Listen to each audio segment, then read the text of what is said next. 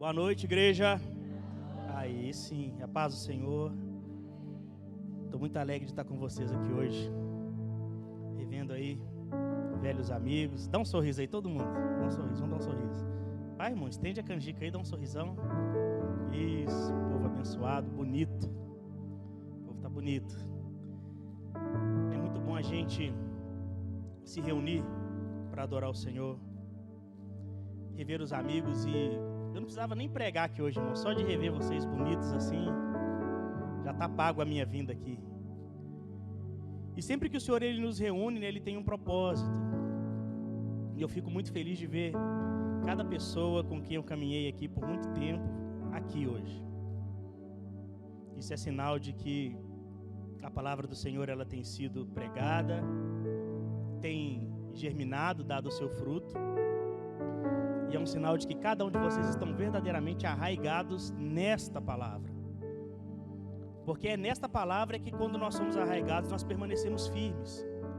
A palavra do Senhor diz, né, certa feita Jesus ele disse que aquele que ouve essa palavra e as pratica é comparado a um homem sábio, que edificou a sua casa sobre a rocha. E quando vem a chuva, transbordam os rios, irmã Gleice, sopram os ventos, contra nós a gente não cai. Por quê?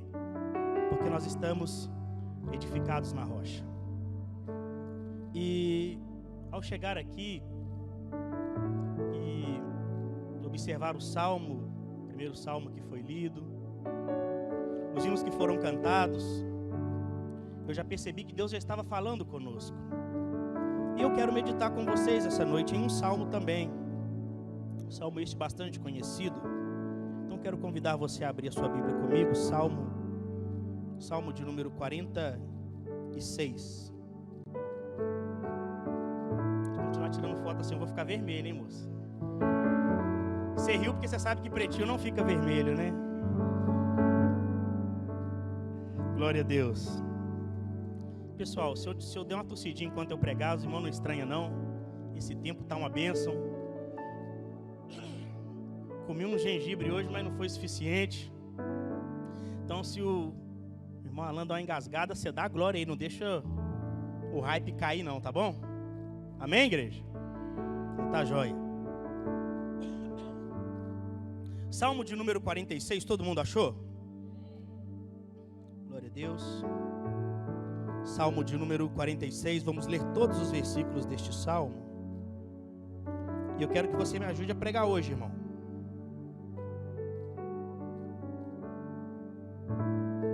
A palavra falar com você, que eu sei que vai falar, não se segure, glorifique ao Senhor, exalte ao Senhor, engrandeça o Senhor na beleza da sua santidade, amém? O Salmo de número 46 é um cântico, né? Composto aqui, como diz o texto, composto pelos filhos de Coré. Salmo 46, 1 diz assim: Deus é o nosso refúgio e fortaleza, socorro bem presente na angústia. Pelo que não temeremos, ainda que a terra se mude, ainda que os montes se transportem para o meio dos mares, ainda que as águas rujam e se perturbem, ainda que os montes se abalem pela sua braveza. Há um rio cujas correntes alegram a cidade de Deus, o santuário das moradas do Altíssimo.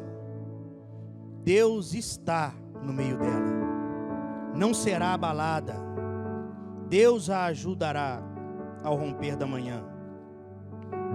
As nações se embraveceram, os reinos se moveram. Ele levanta a sua voz e a terra se derrete. O Senhor dos exércitos está conosco. O Deus de Jacó é o nosso refúgio.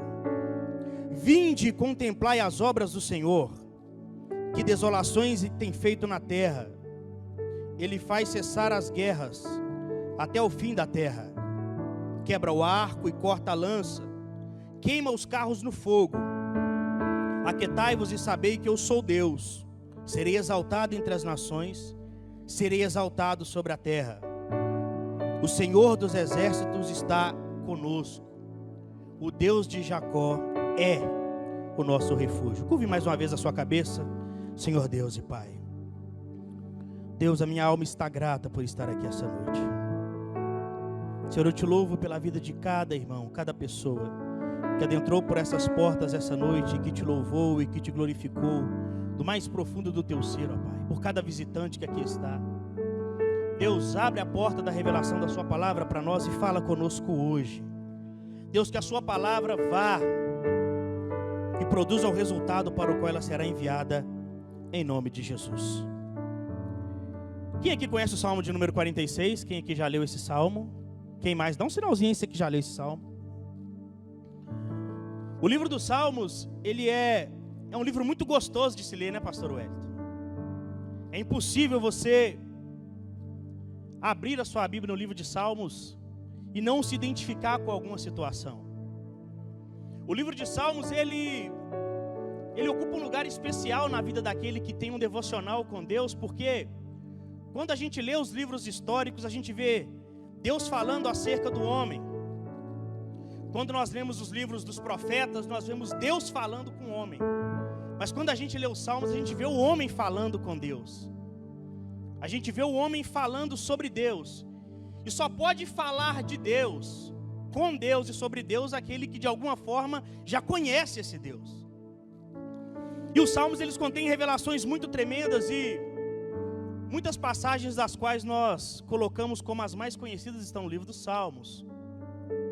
E este Salmo, o Salmo de número 46, ele é um Salmo que eu conheço já de longa data. Minha mãe falou muitas vezes esse Salmo.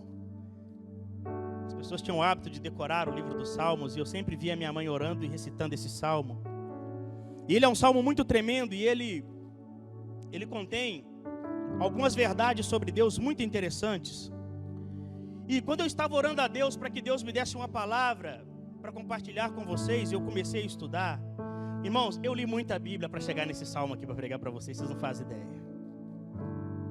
Eu devo ter preparado umas 10 mensagens até chegar nessa aqui, pastor Wellington. E quando enfim o Senhor me levou a meditar nesse Salmo mais uma vez, a primeira coisa que o Senhor me mostrou sobre esse Salmo que eu achei tremendo não se encontra nem no primeiro versículo. Se encontra antes do primeiro versículo, quando diz que este Salmo ele foi composto pelos filhos de Coré. Diga assim, Coré. Você sabe quem foi Coré? Coré foi um homem que foi citado lá no livro de Números, capítulo de número 16.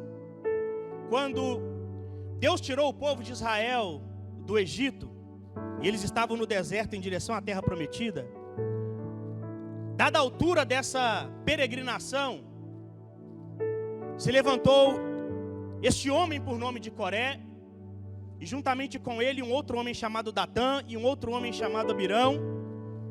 E a palavra vai dizer lá em Números 16 que esses homens se levantaram contra o ministério de Moisés e o ministério de Arão, questionando a autoridade de Deus sobre a vida daqueles homens. E a palavra vai dizer que foi feita uma prova com Deus diante de toda a congregação, em que foi colocado Moisés, Arão, Coré, Datã e Abirão do outro lado, para que fosse provado quem é que estava realmente com a verdade, quem é que estava com Deus. E ali Moisés faz uma prova com Deus, e nessa prova que Moisés faz com Deus, lá em Números 16 vai dizer que a terra se abriu literalmente, e este homem chamado Coré, juntamente com Datã e Abirão e mais 250 homens, foram literalmente engolidos vivos e soterrados, porque haviam se levantado contra a autoridade de Deus na vida de um homem. E quando a gente lê essa história de Coré, a gente vê que Coré, ele foi um homem rebelde que se levantou contra a autoridade de Deus. E a gente vê que o fim dele foi ser morto e soterrado. Coré, ele representa a soberba que precede o fracasso. E quando eu estava lendo a história de Coré, para entender a história dos filhos de Coré, que escreveram esse salmo, eu comecei a meditar como é que se tornou a vida dos descendentes de Coré depois que Coré foi engolido vivo.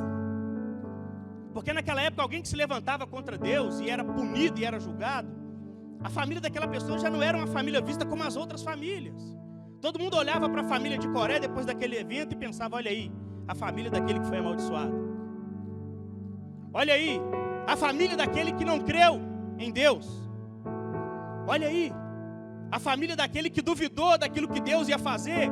Porque tudo começou quando os espias voltaram da terra de Canaã e disseram: olha, a terra que Deus preparou é uma terra que mana leite e mel. Só que aí o povo disse assim: olha, só que lá tem gigantes, nós perante aqueles homens somos como gafanhotos, e não dá para entrar naquela terra não, Moisés. E aí foi que gerou essa bagunça toda aqui que a gente acabou de falar, de número 16. E aí Deus já estava irado, e aí ele julgou Coré com aqueles homens, e eles foram mortos ali por causa da sua incredulidade, por duvidarem daquilo que Deus iria fazer. E aí agora a família de Coré fica marcada por aquele evento. E quantas vezes acontece o mesmo conosco? Nós somos julgados por algo que não fomos nós quem fizemos. Nós somos marcados por uma coisa que nem foi a gente que fez, como os filhos de Coré. E sabe o que eu acho mais interessante? É a capacidade que Deus tem, pastor Wellington, de reescrever a história de um povo que se entrega a Ele em espírito e em verdade. Os descendentes de Coré estavam debaixo de uma palavra de julgamento, estavam debaixo do julgamento das pessoas que olhavam para eles, e quando olhavam para eles não julgavam eles por aquilo que eles eram, mas se lembravam de Coré. Mas essa descendência de Coré decidiu se entregar a Deus de tal modo, de tal maneira, que eles se tornaram a elite, diga elite, a elite dos levitas adoradores no templo de Deus. E quando você vai ver a história dos filhos de Coré, ou seja, dos descendentes de Coré, você vai ver que nos maiores momentos de grandeza, de conquista e de vitória do povo de Israel, os coreítas estavam lá, fazendo parte da adoração, do louvor e da glorificação. E a palavra vai nos dizer até mesmo que em uma determinada guerra, quando Josafá foi para a guerra, ele nem colocou à frente da guerra os valentes, mas ele colocou na frente da guerra os coreítas, os adoradores, porque eles haviam conquistado tamanha intimidade com Deus, que o passado deles havia sido apagado. Ei, Deus está falando com alguém? O passado deles havia sido apagado, e quando a coisa ficava feia, alguém dizia: ei, chama os filhos de Coré para adorar, porque quando eles adoram a Deus, Deus vem, manifesta a sua glória e manifesta a sua presença. É a capacidade de Deus, é a capacidade que nós encontramos em Deus, de reescrever a história de alguém que permite ser escrita. Como Deus reescreveu a história dos filhos de Coré. E quando nós chegamos no Salmo de número 46, os coreítas eles começam a dizer assim: olha, Deus é o nosso refúgio e fortaleza e socorro bem presente na angústia. E quando eu estava meditando nesses salmos, eu vi que os salmistas, os filhos de Coré que escreveram este salmo, eles marcaram Deus aqui por 3 ações grandiosas que Deus é capaz de fazer. A primeira delas é essa: que Deus, Ele sempre é. Deus nunca foi e Deus nunca será. Deus, Ele é. E aí ele diz: Deus é o nosso refúgio. O que é refúgio? Refúgio é um lugar para você se manter seguro. Refúgio é um lugar para você se manter protegido. Refúgio é um lugar para você se manter abrigado. Refúgio é um lugar onde você está protegido do perigo que possa vir contra você. E no Salmo de número 91 diz: aquele que habita no esconderijo do Altíssimo descansa à sombra do Onipotente. Às vezes, quando nos encontramos em perigo, queremos sair, queremos lutar com as nossas próprias forças, queremos fazer com a nossa própria justiça, e que na verdade o que nós devemos é ouvir a voz de Deus. Sabemos que Ele é o nosso refúgio e nos escondermos nele, porque é Deus quem nos justifica. Temos que aprender a nos escondermos em Deus. Existe momento que nós temos que lutar, Mas existem outros momentos que nós temos que aprender a nos esconder em Deus. Estarmos escondidos em Deus, porque Deus é o nosso refúgio. Segundo, Deus é a nossa fortaleza. E Deus, como fortaleza, fala de algo intransponível, algo que não pode ser vencido, algo que não pode ser derrubado, algo que não pode ser prevalecido, nada contra Ele. Quando Deus, Ele é a nossa fortaleza, ninguém consegue nos alcançar, porque para nos alcançar, primeiro tem que passar por cima de Deus, e por cima de Deus, ninguém passa. Ninguém passa. Deus é fortaleza. Deus é uma torre forte. Deus é um lugar fortificado. Deus, Ele é intransponível. Para abater você, primeiro tem que abater Deus, meu querido. Isso não vai acontecer. Não vai. Porque Deus, Ele é a sua fortaleza. Terceiro, Deus é o nosso socorro bem presente. Socorro, Deus, Ele é a nossa ajuda. Deus, Ele é o nosso auxílio. E aí o salmista fala, Deus é um socorro, irmão Marconi, mas Ele é um socorro bem presente. Essa expressão bem presente significa perto, aproximado, juntinho. Deus não é um socorro em que você está lá e Deus está lá do outro lado. Deus não é um socorro em que você está no norte, Ele está no sul, não. Deus é um socorro bem presente com você, aonde você está, no momento em que você está passando. Nós temos o hábito de pensarmos que Deus nos desampara nos momentos difíceis, porque nos momentos difíceis o nosso emocional está abalado, as nossas expectativas estão baixas, talvez estejamos frustrados, talvez tenhamos esperado que Deus fizesse algo que Ele não fez, ou não fez da maneira que nós esperávamos que Ele fizesse. E aí nós nos frustramos e pensamos, poxa, Deus não veio, Deus não está comigo, porque se Deus estivesse comigo, isso que está acontecendo não estaria acontecendo. Ei, Deus não disse assim, eu sou um socorro bem presente que evita a angústia. Não, eu sou um socorro bem presente quando a angústia vier. Eu sou um socorro bem presente quando a luta estiver grandiosa. Eu sou um socorro bem presente quando tudo se levantar contra você. Deus não disse que ia impedir a aflição, pastor Ué. Ele não disse que ia impedir a angústia, pelo contrário, ele disse, olha, eu sou um socorro bem perto, eu estou juntinho com você. Na hora que a angústia estiver, eu estou com você. Pastor, mas eu não estou sentindo que Deus está comigo. Ei, quem disse que você precisa sentir? Os sentidos é algo do campo natural. É gostoso sentir. É bom sentir. Mas Jesus, Ele falou algo interessante. Olha, eu estou com você o dia que você sente, mas eu também estou com você o dia que você não sente. Eu estou com você o dia que você viu o milagre, também estou com você o dia que você não viu o milagre. Eu estou com você o dia que você sorriu, mas eu também estou com você o dia que você chorou. Mateus 17:20, eis que eu estou convosco todos os dias, até a consumação dos séculos. Não depende de você sentir ou não, Ele está aí pronto. Eu sei que é melhor quando a gente pensa, quando a gente sente que está. Mas sentir é algo humano. E Deus não se limita àquilo que é humano, porque Deus é eterno. Deus está com você em todo o tempo. Ah, pastor, tem dia que eu oro e eu só ajoelho para orar e o céu se abre. Tem dia que eu ajoelho para orar e não acontece nada. Continue ajoelhado assim mesmo, porque Ele continua lá no mesmo lugar. Ele continua com você da mesma forma. Deus não mudou. No versículo de número 2 ele diz, pelo que não temeremos. Essa expressão, pelo que ou portanto, não temeremos. Eu não tenho razão para temer, Ele é meu refúgio, Ele é a minha fortaleza, Ele é meu socorro bem presente na angústia. Então, eu não vou temer, ué. Não temeremos. E aí ele começa a traçar um cenário, ele diz, ainda que a terra se mude, ainda que os montes se transportem para o meio dos mares, ainda que as águas rujam e se perturbem, ainda que os montes se abalem pela sua braveza. Tenta imaginar esse cenário, irmão. Irmãos, esse cenário é um cenário de caos. Diga caos.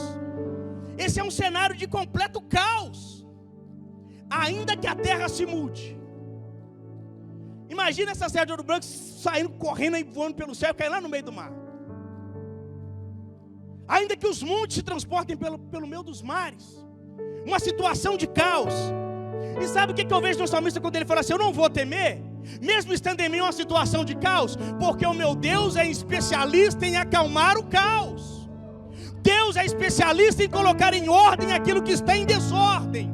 Deus é especialista em colocar as coisas no lugar quando elas saem do lugar. Não importa quão reviravolta esteja acontecendo, não importa se o céu subiu, se a terra desceu, se o monte foi para a direita ou foi para a esquerda, se o mar engoliu o monte, se o monte engoliu o mar. Deus vai levantar a sua voz e todas as coisas voltarão a estar no lugar onde elas devem estar. Deus é especialista em trabalhar no meio do caos. E quando nós vemos a ação de Deus na Bíblia, a primeira ação de Deus na Bíblia foi Ele operando no meio do caos. Gênesis capítulo 1, no princípio criou Deus os céus e a terra. Versículo 2, e a terra era sem forma, vazia, em trevas, e sobre o mais profundo abismo. A terra estava sem forma. Você olhava para a terra, naquele contexto, e não via, você não conseguia ver que a terra era redonda. Não tinha forma. A terra era vazia. A terra estava em trevas. E além dela estar em trevas, ela estava subjugada a um abismo. Cenário de caos. Cenário de caos. E aí a palavra fala: mas o Espírito de Deus se movia por cima das águas. O Espírito de Deus se movia por cima do caos. A palavra fala que quando Deus criou os céus e a terra e ela estava em perfeito caos, o Espírito de Deus se movia por cima de todo aquele caos.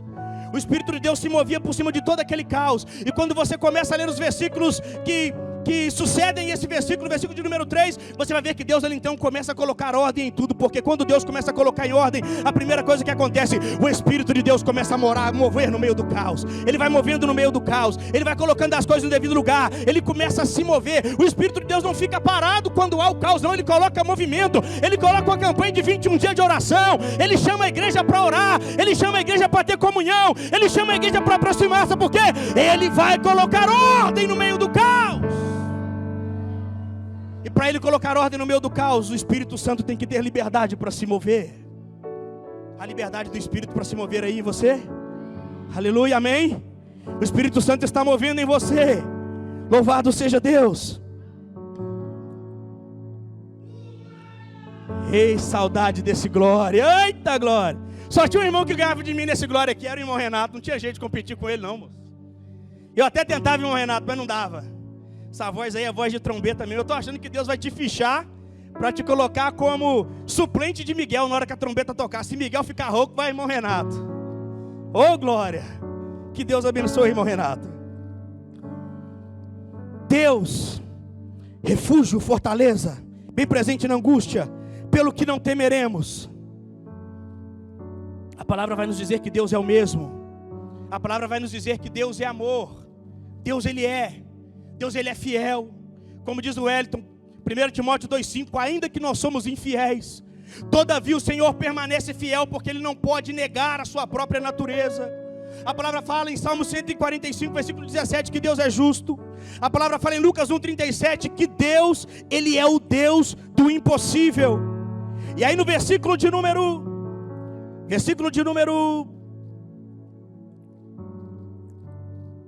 7, versículo de número 5, Deus está no meio do seu povo. Não temeremos ainda que a terra se mude. Não temeremos ainda que os montes se transportem para o meio dos mares. Não temeremos ainda que as águas urgem e se perturbem. Ainda que os montes se abalem pela sua braveza. Porque há um rio cujas correntes alegram a cidade de Deus. E esse lugar é o santuário das moradas do Altíssimo. Sabe o que o salmista estava dizendo? Olha, mesmo que todo esse caos aconteça, tem um limite para ele chegar. Ele só vai poder chegar até a porta da morada do Altíssimo.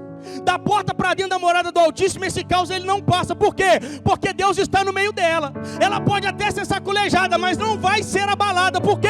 Porque Deus a ajudará ao romper da manhã. Essa expressão ao romper da manhã é muito interessante. Porque o salmista fala, olha, Deus vai nos ajudar ao romper da manhã. Diga romper da manhã. Romper da manhã, irmãos, é o limite da guerra. Romper da manhã é o limite da luta. É aquela luta de Jacó com um anjo que pelejou a noite inteira, está entendendo? E só conseguiu a vitória pela manhã. Romper da manhã é quando as forças se esvaem e já não tem quase mais força nenhuma para continuar. As guerras iniciavam-se pela madrugada e terminavam pela manhã. E pela manhã, aquele que tinha mais vigor e mais força prevalecia. E aqui nós estamos no romper da manhã, e a palavra fala que Deus ele chega no romper da manhã. Deus ele chega quando a sua força está no limite. Deus ele chega quando você fala que não consegue mais. Deus ele chega quando você fala que não consegue. Salmo de número 30, versículo de número 5 diz: o choro pode durar uma noite, mas a alegria ela vem, e ela vem é pela manhã. Deus ele gosta de bancar de herói, irmão, não tem jeito. O maior de todos os super-heróis é Deus, chega lá. Tem um hino que fala que Deus tarda, mas não falha, e eu não concordo. Porque Deus ele chega, e ele chega na hora certa. Ele chega no tempo certo. Ele chega na hora que os nossos recursos se esvaem. Deus chega no romper da manhã. Versículo de número 5. Deus está no meio dela. Nós não estamos sozinhos. Deus está no meio do seu povo.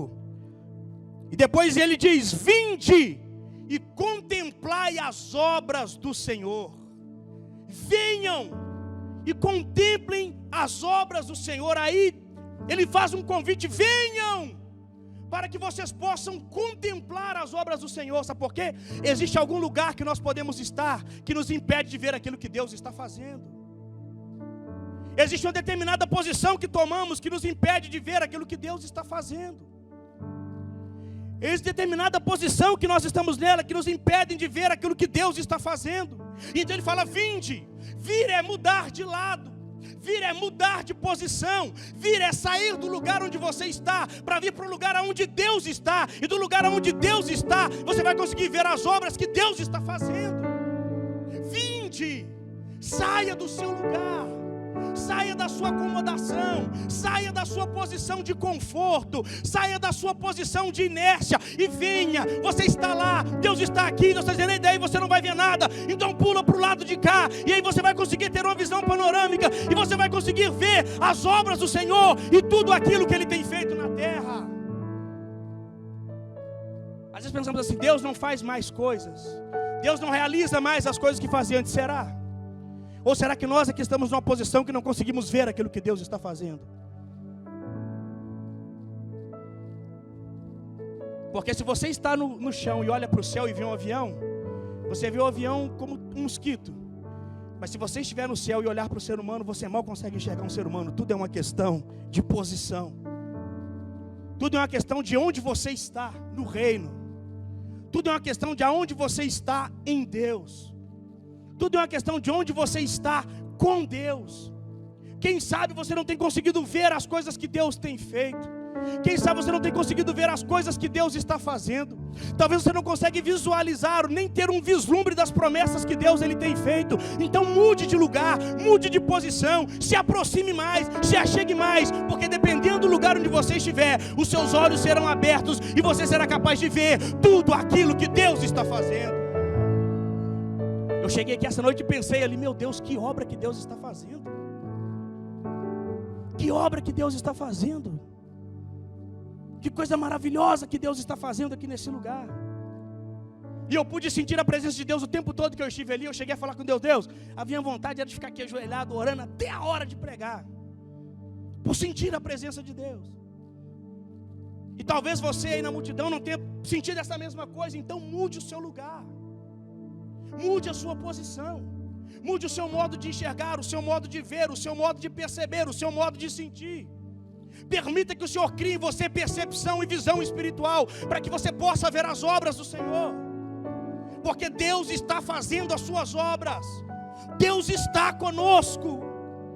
A palavra fala que Deus é um Deus que está. Deus é um Deus que está. Está onde? Está no meio dela, no meio do seu povo, no meio da sua igreja. E porque Ele está no meio, esse povo ele não vai ser abalado. A palavra também vai dizer que Deus está trabalhando. O nosso Deus não é um Deus que descansa. O O nosso Deus não é um Deus que nos vê passando por situações adversas e fica no céu sentado no trono tirando um cochilo, não. O nosso Deus é um Deus que está a todo momento trabalhando para aquele que nele espera. Isaías 64:4 diz: desde a antiguidade ainda não se viu, nem com os ouvidos se ouviu, nem com os olhos se percebeu, um Deus além de ti que trabalha para aquele que nele espera. Deus está trabalhando, Deus está movendo, Deus está trabalhando o tempo todo. Deus faz hora extra, sabia? Certa feita Jesus estava operando milagres no sábado, era o dia de folga. Não é eu que estou falando, é a Bíblia. Dia de folga. O povo judeu não estava acostumado a trabalhar no sábado. Jesus vai lá, bate o cartão dele no céu e fala: vamos fazer hora extra. Começa a curar no sábado. E aí os judeus ficam enfurecidos e falam: ei, não pode fazer isso no sábado. João 5,17, se você quiser ler depois. Jesus falou assim: olha, o meu pai está trabalhando até agora, e por isso eu também trabalho junto com ele. Não importa o dia que você precisar, não importa a hora que você precisar, Deus está trabalhando a seu favor. Deus está no controle de tudo. Às vezes é difícil nós vermos que Deus está no controle de tudo quando estamos no meio do caos, quando as coisas ficam de pernas para o ar. É difícil analisarmos e dizermos assim: olha, Deus está no controle disso como? Deus está no controle disso de que forma? Deus está no controle disso de que maneira? Sabe por que você pensa dessa forma? Porque você não está olhando com a ótica daquilo que Deus olha. Quando Deus olha o caos, Ele não enxerga caos. Como foi lido no Salmo que o pastor Wellington leu, a luz e as trevas são para Deus a mesma coisa. Deus não vê caos, Deus não vê luta, Deus não vê dificuldade. Para Deus nem existe milagre. Coisa que nós criamos para justificar o inexplicável. Porque Deus, Ele não se cansa quando Ele faz um milagre. Deus, Ele não se fadiga e fala: oh, vou ter que tirar uma folga porque eu fiz algo grandioso. Não. No estalar de dedos, no levantar da sua voz, a palavra fala, Ele levanta a sua voz e a terra se derrete inteira. Deus é tremendo, meus irmãos. Não temos razão para duvidarmos da grandeza desse Deus. Não temos razão para duvidarmos de que Deus vai agir e que Ele está agindo ao nosso favor. Ele está agindo, Ele está operando, Ele está fazendo, Ele está trabalhando. Deus, Ele não nos abandonou à nossa própria sorte. Quando as coisas saem do lugar, pensamos que estamos sozinhos, pensamos que Deus nos abandonou, pensamos que Deus nos deixou à própria sorte. Não, Deus continua conosco. E na terceira parte desse salmo ele vai dizer que o nosso Deus, além de ser um Deus que é, e a partir do versículo de número 5, ele ser um Deus que está, agora Deus, ele passa a ser um Deus que faz. Primeiro ele entende que Deus é um Deus que é. Depois ele entende que Deus é um Deus que está. E depois ele entende que Deus é um Deus que faz. Primeiro eu entendo que Deus é. Depois eu entendo que Deus está. E quando a minha fé está perfeita nesses conceitos, Deus, ele então vem e começa a fazer. Deus faz. Deus, ele faz cessar as guerras até o fim da terra. Ele faz cessar a guerra. Quando o salmista fala que Deus, ele faz cessar a guerra, ele está dizendo: ei, lá no versículo 1 estava um tumulto, estava caos, estava dificuldade, o cenário lá estava caótico, mas agora chegou a hora desse caos todo acabar, chegou a hora desse caos todo terminar, chegou a hora agora de Deus levantar a sua voz e colocar as coisas no seu devido lugar. Existe um momento de começo para a prova, mas também existe um momento de fim.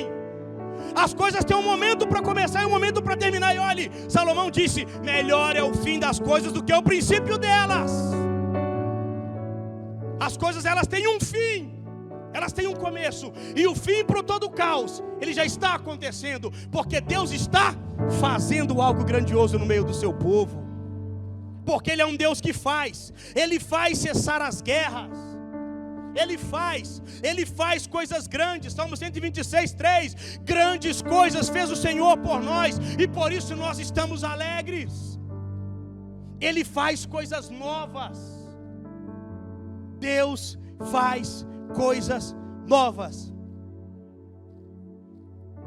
Toda vez que um vaso se quebrava na mão do oleiro, lá em Jeremias 18, e Deus ele pegava aquele barro, que era um vaso que se quebrou, e colocava ele de novo na roda para girar, e Deus começava a moldar.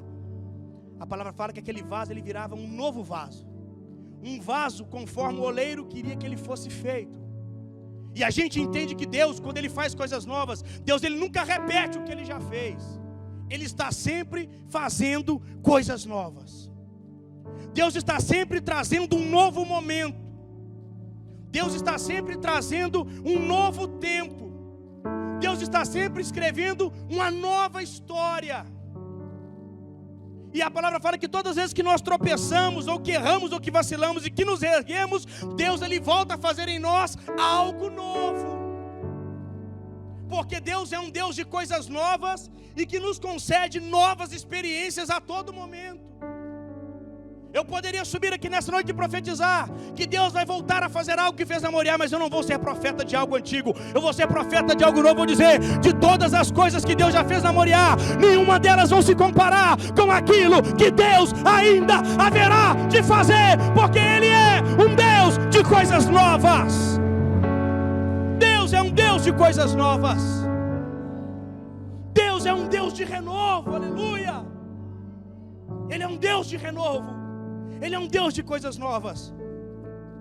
Deus é um Deus que transforma qualquer maldição em bênção. Deus é um Deus que transforma qualquer maldição em bênção. Números 13, versículo 2 diz que quando Neemias começou a fazer aquele muro e a obra estava avançada, eles estavam quase terminando, os inimigos do povo de Deus se levantaram, e Neemias vai dizer, olha assim, eles tentaram nos amaldiçoar, mas Deus transformou toda a maldição em bênção. Deus, Ele tem esse poder de mudar a nossa sorte, de mudar uma palavra que é lançada, de mudar o curso da nossa história, de mudar o curso do nosso destino, quando nós nos permitimos ser guiados por Ele. Ele guia o nosso caminho, Ele muda a nossa rota, Ele muda a nossa história. Deus faz o que é impossível para o homem. E a última coisa que eu quero dizer que Deus faz a glória da segunda casa ser maior do que a glória da primeira casa. Eu não estou falando do templo de baixo e do templo de cima que vocês ergueram. Eu estou falando da situação espiritual de cada um de vocês. O momento que vocês viveram e o momento que vocês viverão terá um salto grandioso, porque Deus vai vos levar a patamares maiores. Deus vai vos levar por caminhos ainda maiores, por experiências ainda melhores, porque o nosso Deus é assim que Ele faz. A palavra fala, Salmo de novo, Salmo de número 20, versículo de número 7 e 8, que uns confiam em carros, outros confiam em cavalos, mas nós fazemos menção do nome do Senhor nosso Deus. Eles se encurvam e caem, mas nós nos levantamos e nos mantemos de pé. Se coloque de pé, por favor, meu amado. Tem uma música que diz assim: grandes coisas estão por vir, grandes coisas vão acontecer nesse lugar. Diga: grandes coisas estão por vir, grandes coisas vão acontecer nesse lugar. Me ajuda aqui, Diego. Tu és o Deus dessa terra, Tu és o Rei desse povo, és o Senhor da nação. Tu és a paz desse mundo, esperança para os perdidos. Tu és a paz para os cansados. Tu és Ninguém é como o nosso Deus. Ninguém é como o nosso Deus.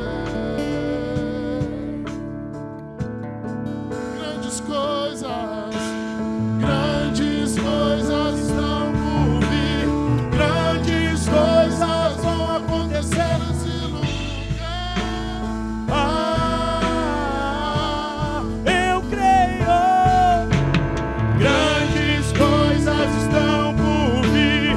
Grandes coisas vão acontecer nesse lugar. Cante, mas cante com toda a força do seu pulmão. Diga, eu creio. Grandes coisas. Grandes coisas estão por vir. Grandes coisas vão acontecer nesse lugar.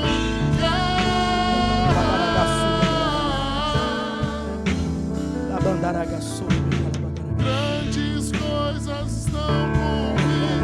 Grandes coisas vão acontecer aqui. Pastor Wellington, a palavra diz do livro de Josué que Deus chamou Josué todo temeroso, falou com ele: olha, levanta, seja forte e seja corajoso, porque você é quem vai fazer esse povo atravessar o Jordão. Quando Josué estava lá atrás, segurando as mãos de Moisés para que elas não ficassem pesadas, para que a vitória viesse, Josué talvez nunca imaginaria que ele ia estar ali naquele dia para guiar esse povo. E Deus, Ele é um Deus que Ele reescreve a história em todo o tempo, pastor Wellington. E Ele fez isso com você. E que você possa aceitar isso cada dia mais e guiar esse povo até a terra que o Senhor vos deu. Seja forte, seja corajoso. O Senhor é contigo. As coisas vêm no momento que a gente não espera, é assim mesmo. Mas o interessante de Deus é isso. Deus, Ele tem sempre um plano B. Não é segunda opção, é um segundo plano. E você é o plano de Deus. Você é o plano de Deus. E Deus vai vos dar a terra que Ele vos prometeu. O mar abriu lá atrás, mas agora o Jordão também vai se abrir, diz o Senhor. Só seja forte. E é interessante a quantidade de vezes que Deus fala em Josué 1: ser forte e corajoso. Ser forte e corajoso. Ser forte e corajoso. Porque coragem não é ausência do medo. Nunca foi. Coragem nunca foi a ausência do medo, mas a capacidade de enfrentar. E o Senhor está contigo. O Senhor está com você, igreja. O Senhor está convosco. Aleluia. Fecha os teus olhos, eu quero terminar fazendo uma oração. Oh Senhor Deus e Pai de majestade e glória, muito obrigado, Senhor, por esse momento que o Senhor nos conceder até aqui, Pai. Obrigado por cada vida que o Senhor tem mantido firme de pé no teu caminho, firme de pé na sua presença, Deus. Oh Espírito da graça, continue abençoando cada um, porque eu sei que cada uma das suas promessas, elas continuam de pé. Porque o Senhor é um Deus fiel que não retrocede e que não volta atrás na sua palavra. Porque o Senhor é um Deus que zela pela sua palavra para fazê-la cumprir, ó Deus. E que cada palavra que o Senhor tem dito a respeito desse lugar, que foi dito acerca desse templo e deste tempo e deste povo, que cada uma delas se cumpra, meu Pai, no Senhor, no seu devido tempo. Porque sabemos que o tempo do Senhor não é o nosso. O caminho do Senhor é mais alto que o nosso caminho. Os pensamentos do Senhor são mais altos que os nossos pensamentos. Mas sabemos que vão se passar os céus, vão se passar a terra, mas as suas palavras, elas não haverão de passar, ó Pai. E o Senhor, Ele zela por cada uma das palavras que o Senhor mesmo disse. E o seu compromisso é com a sua própria palavra, Pai. Oh meu Deus e Pai, então derrama, Deus, mais da sua unção, mais da sua bênção, mais da sua graça, mais da sua glória, mais do seu poder sobre cada um desse povo, no nome de Jesus, ó Pai. Ó Deus, e que nenhuma ferramenta preparada contra eles prospere, e que nenhum projeto do inferno, meu Deus, contra eles prevaleça, ó Deus, porque o Senhor é quem vai adiante do seu povo concedendo vitória, e trabalhando o Senhor por nós, ó Deus, não há ninguém que possa nos resistir, pois se o Senhor é por nós, quem será contra nós, ó Pai? O Senhor é conosco, o Senhor é conosco, como o salmista disse, o Senhor dos exércitos está conosco, o Deus de Jacó é o nosso refúgio. Por isso te damos graça, Senhor, por isso te damos glória. Dê uma salva de palmas bem alegre para o Senhor, em nome de Jesus. Aleluia. Pastor Wellington.